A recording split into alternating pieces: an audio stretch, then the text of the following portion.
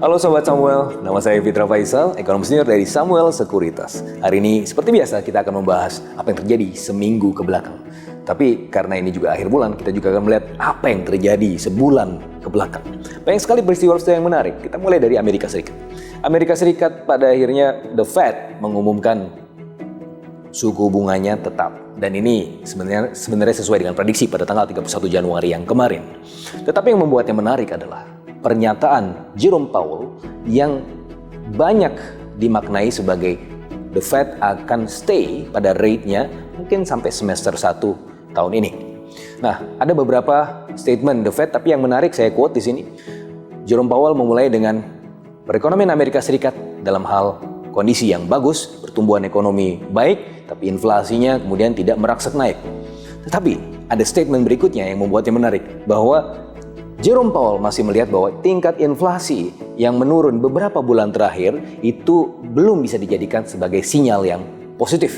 Oleh karenanya, banyak yang kemudian memaknai ini bahwa The Fed tidak akan menurunkan suku bunganya bahkan sampai semester 1 tahun ini. Bahkan asesmen kualitatif kami memperhatikan pernyataan-pernyataannya Jerome Powell dan juga pernyataan-pernyataan dari anggota The Fed yang lain, kita masih melihat bahwa bahkan ada kecenderungan The Fed ini akan terus stay higher for longer sepanjang tahun 2024 ini. Dan ini tentunya adalah berita buruk buat emerging markets, berita buruk buat negara-negara yang lain, karena as opposed to Amerika, mereka pasti akan menjadi atau demand-nya potensinya akan semakin turun, dan global manufacturing sebagaimana yang sempat kita bahas kemarin juga punya potensi turun. Itu berita buruknya. Tapi ada beberapa berita positif. Yang pertama, kita melihat bagaimana trade surplus sudah 44 kali berturut-turut. Ini adalah di atas konsensus, bahkan surplusnya. Meskipun ini adalah sepertiga penurunannya dibandingkan dengan tahun yang sebelumnya, tapi ini adalah berita baik buat Indonesia. Yang kedua adalah data BKPM. Investasi naik 1.418 triliun, yang mana ini di atas konsensus. Lagi-lagi berita baik. Dan baru saja hari ini, hari Senin, sudah dikeluarkan statement atau pengumuman dari BPS bahwa pertumbuhan ekonomi di tahun 2023 5,05%. Sebenarnya ini tidak jauh dari forecast kita, 5,03%, hanya selisih 0,02%. Yang mana kita meyakini bahwa pertumbuhan ekonomi 5% ini adalah cukup solid dan menjadi salah satu performer ekonomi yang paling baik di dunia. Bahkan kalau kita bandingkan secara peer group, kita juga semacam leading pack di ASEAN. Ini adalah berita yang baik. Tapi di sisi yang lain, kita juga harus melihat ada faktor-faktor yang membuat kita waspada, terutama di bulan Februari ini. Sebagaimana yang kita tahu, sebentar lagi pemilihan umum, dicoblos presidennya, dicoblos partai politiknya.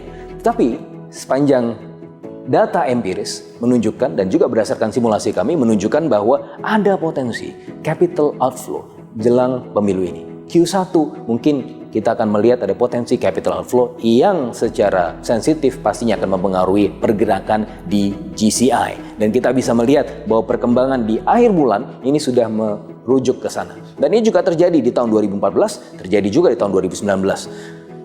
Kemungkinan besar akan terjadi di tahun 2024. Kapan baliknya? Kemungkinan besar di semester 2 atau kemungkinan di tahun 2025 dia akan kemudian menjadi lebih baik lagi. Nah, di sisi yang lain, bagaimana potensi pertumbuhan ekonomi? Meskipun ada tekanan eksternal, tapi potensi pertumbuhan ekonomi di Q1 ini masih cukup kuat. Karena apa? Ada dorongan domestik. Dorongan domestiknya adalah pemilu itu. Meskipun negatif dalam tanda kutip terhadap foreign investors, mereka akan wait and see. Tapi di sisi yang lain ada domestic push. Domestic pushnya berasal dari mana? Apakah dari political budget cycle yang dilakukan pemerintah sekarang dengan mengeluarkan bansos, atau kemudian kita juga melihat bagaimana partai politik juga mengeluarkan uangnya untuk kampanye dan seterusnya. Apakah itu yang kita harapkan? Sebenarnya kebanyakan dari itu fungsinya adalah untuk mengentertain 40% income yang terbawah. 40% income yang terbawah sayangnya hanya berkontribusi terhadap 17% dari keseluruhan konsumsi. Yang mana faktor leverage terhadap perekonomian mungkin tidak akan besar. Yang kita harapkan adalah yang top 20% of income yang di atas, yang memberikan faktor euforia, yang mana paling banyak mereka berkontribusi antara 45-50% dari total keseluruhan konsumsi. Artinya ketika mereka bergerak, ketika mereka bahagia, ketika mereka kemudian mengeluarkan faktor euforia itu, maka domestic push dari sisi demand pasti akan cukup kuat. Dan itu juga kita harapkan terjadi Mudah-mudahan tidak terjadi apa-apa sepanjang masa pemilu ini dan faktor euforia itu akan mudah-mudahan jauh lebih dominan. Bagaimana pergerakan GCI? Sebagaimana yang saya sampaikan tadi, ada potensi capital outflow tetapi sangat maut ya, mungkin tidak akan terlalu besar.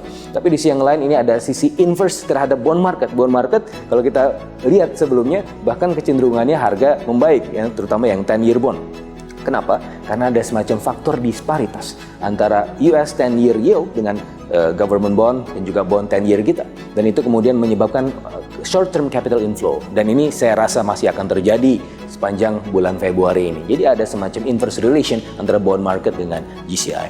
Nah, itu saja update yang saya sampaikan hari ini dan mudah-mudahan bermanfaat. Sampai ketemu minggu depan untuk update-update berikutnya. Salam.